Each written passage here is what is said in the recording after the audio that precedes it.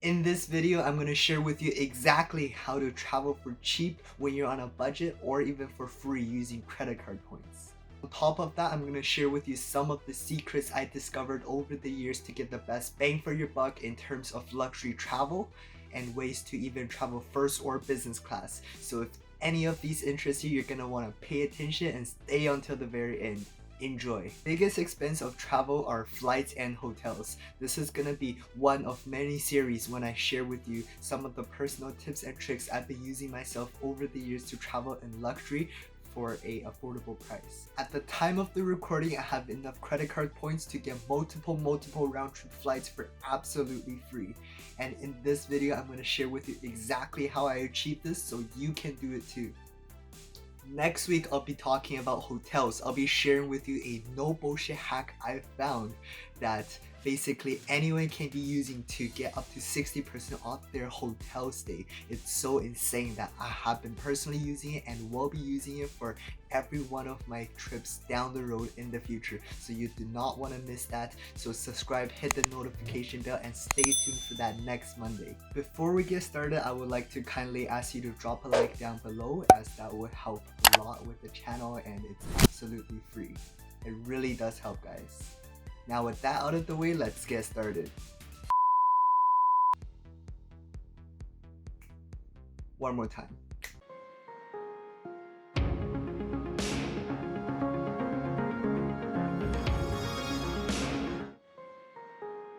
Start with some disclaimers first here, guys. Obviously at the time of the video, it's not safe to travel and I do not endorse traveling at this time due to obvious reasons, and everybody should just stay home for the safety of their loved ones. However, at some point the crisis will pass and you well when they want to travel again, so I do want to equip you guys with the knowledge so when the gates does open, you can use this to your advantage.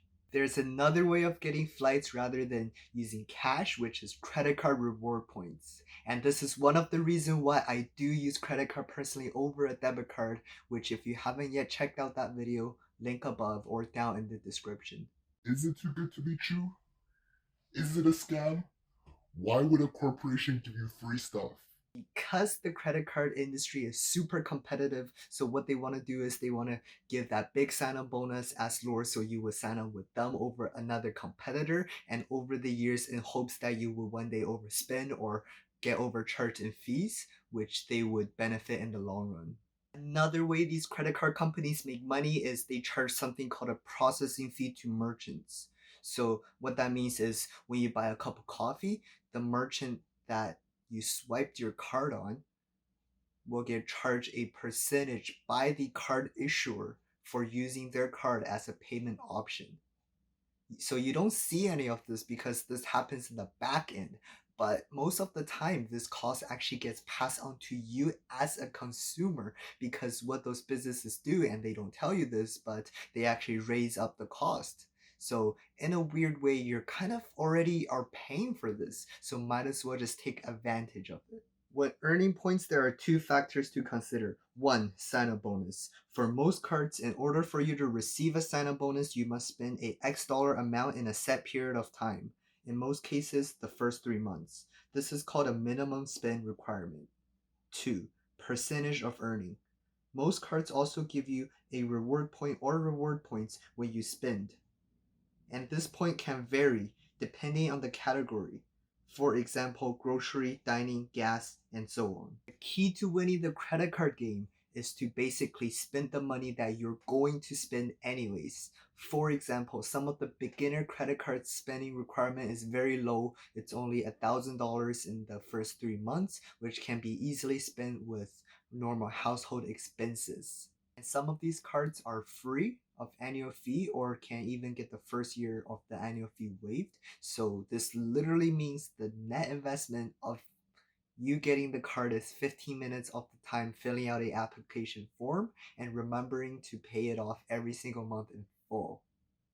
That's it. All you need to do instead of spending cash or swiping that debit card, just do this, accumulate the points, and then you can use it to redeem it for your free flight. You can even do this for first and business class flights, as if you use cash, it would cost about 5 times more money than like an economy ticket, for example. But if you use points, it only costs about 2 to 3 times more, depending on the route and, of course, depending on everything else, which makes it quite achievable. Okay, thanks for watching. And oh, what's that? Oh, you want to know how to do this exactly? Yeah, I guess we can quickly go over that. Category out of the two you want to be focusing on is sign up bonuses, and here is why. For example, take the American Express Business Platinum card.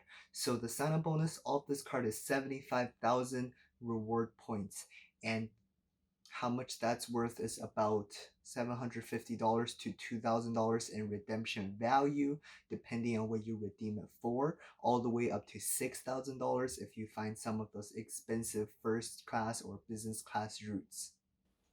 Using the Business Platinum card, for example, this card gives you 1.25 cents per dollar spent. By the way, this is the Canadian business version. This means in order for you to earn 75,000 points as opposed to getting it through a sign up bonus, we'll literally need to spend $60,000 to hit that 75,000 points. Alternatively, if you hit the minimum spend, you will instantly get awarded 75,000 points. So knowing this, we now know the sign-up bonus is more valuable and is what we want to be focusing on. There is a catch though, and that's to spend $7,000 in the first 3 months as a minimum spend requirement for this card, and also a $500 annual fee for this specific card. Now, I know, it is a pretty big spending requirement, and for most people, they're probably not going to spend $7,000 in 3 months. After all, this is a business credit card and it's meant for business owners. However, there are some creative ways that can help you to push yourself over that minimum spend requirement, which we will jump right into in a second. However, if you're a beginner just getting started, I understand some of you may not want to spend that high of an annual fee, which, by the way, the perks that comes with the card paid for it for me over and over, many, many times over. Or some of you may not want to get a card with such a high minimum spending requirement, which is completely understandable. Some of you may still be in school and all those expenses, trying to cut down your budget, right? So what you can do is get a card with no annual fee, or a card that can get your first year's annual fee waived, and also get a card with maybe a lower spending limit just to get your feet wet. For example, another card I personally use myself is the TD Visa Infinite Aeroplan Card. I'm not affiliated with them, by the way, in any way, but it's just a card that I personally use and do enjoy myself. So the perks and benefit of this card at the time of the recording is basically a requirement to make a first purchase with the card. You can go buy a cup of coffee. They automatically give you 15,000 Aeroplan points, and for the first 3 months, every month that you spend $1,000 or more, you will get 5,000 extra Aeroplan points, up to a maximum of another 15,000 Aeroplan points. And assuming you meet all those requirements, in 3 months you will earn 30,000 Aeroplan points, which it's about a redemption value of average of $750. So all of those just a net cost to you for 15 minutes of your time, and that's it, because the $120 annual fee also can be waived for the first year. So by now you probably can see how this can be a rewarding side hustle or a hobby. If you think the minimum spending requirements are hard to hit, there are definitely some strategies, and you can definitely be creative with this. For example, for my business platinum card, what I did was I just renewed my year of car insurance because it was up for renewal anyways. And because I live in Vancouver, Canada, car insurance is really expensive. So that's already a big chunk gone out of the $7,000. And then my other big chunk was I booked a flight and hotel to my upcoming trip at the time to Japan, Tokyo. And with that, it just took some careful planning of the dates and lining up and just executing it, and boom, I hit my minimum spend requirement. My point of the story is this: those expensive, regardless of whether I had those minimum spend requirement, it would have happened anyways. So might as well just take advantage of that sign up bonus. If you don't have an upcoming trip like me, and if you don't have a car insurance to renew due like me, what you can do is maybe look into some of the other ways. For example, you can pay for your future expenses. What I mean by that is, let's say you're a coffee addict like me. I can't live without my Starbucks. So what you can do is you can just go ahead and preload your card with maybe $100 or $200, whatever it takes to push yourself over that edge, right? Because you would have spent that money anyways to Starbucks. So why not just prepay for that expense, assuming you have the money right now for that, right? And another thing you can do is use third party companies out there. I'm not going to name any names, but third party companies out there to prepay for something that you are not supposed to normally pay for your credit card. For example, your rent. And if all else fails, I'm not saying go ahead and do this. I'm just throwing it out there. It's kind of in the gray area. What people actually do sometimes is they actually pre-book a hotel that is fully refundable 6 months in advance, and upon meeting the sign up requirement with that, they go ahead and cancel it, get their full money back. If you do decide to do this, it's really in the gray area, so be careful with this one. Oh, what's that? Oh, the annual fee? Oh, so yeah, you don't want to spend money the next year because you won't get a sign up bonus and you will be paying the annual fee. Oh, and you also don't want to cancel the credit card either because that will uh, destroy your credit score. Yeah, I completely understand. You don't think I would forget this point, would you? So let's just cover that really quickly. Canceling a credit card can affect your credit score in many ways. So click the link above. I go more in detail of how a credit score works, and it's just better if you do understand the system rather than me explaining to you step by step. Canceling a credit card will affect you in the credit utilization ratio category, but no, this will not affect you if you do use those tricks that I mentioned in that video. And again, I'll link it in the description for you if you're interested in checking it out. Average age of credit will also be affected for the good or for the bad, depending on what your average year of history looks like. Everyone is different.